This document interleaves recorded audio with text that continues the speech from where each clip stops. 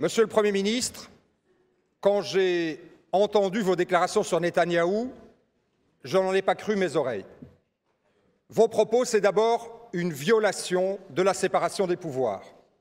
C'est ensuite une violation du droit international. Netanyahou fait l'objet d'un mandat d'arrêt délivré par la Cour pénale internationale et tous les États membres de la Cour pénale internationale, dont la Belgique, ont le devoir de le traîner devant cette juridiction et de faire condamner pour les crimes qu'il a commis.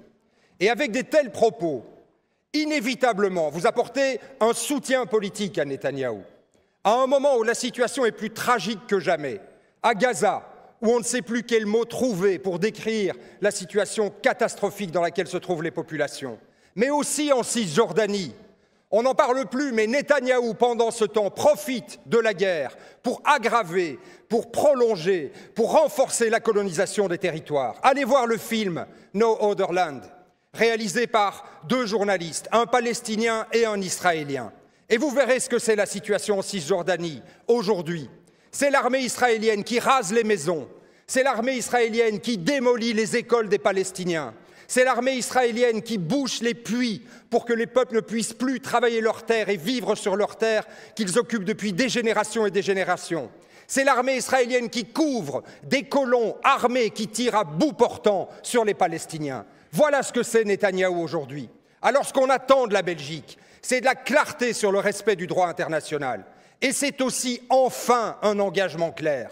Hier, dans un éclair de lucidité, Emmanuel Macron a dit que la France allait enfin reconnaître la Palestine. Il est plus que temps que la Belgique se joigne aux 148 pays des Nations Unies qui reconnaissent enfin la Palestine comme un État plein et entier. Monsieur le Premier ministre, on vous a vu en larmes il y a quelques jours en Ukraine, et c'est très bien. Nous sommes tous des êtres humains et nous sommes tous solidaires des victimes ukrainiennes. Mais comment pouvez-vous, dans le même temps, rester d'une froideur glaciale par rapport aux victimes palestiniennes de ce conflit? C'est ça que nous ne pouvons pas comprendre. Votre ministre des Affaires étrangères est heureusement un peu plus volontariste que vous. Mais quand on est face à des situations comme celle-là, il faut choisir le bon côté de l'histoire.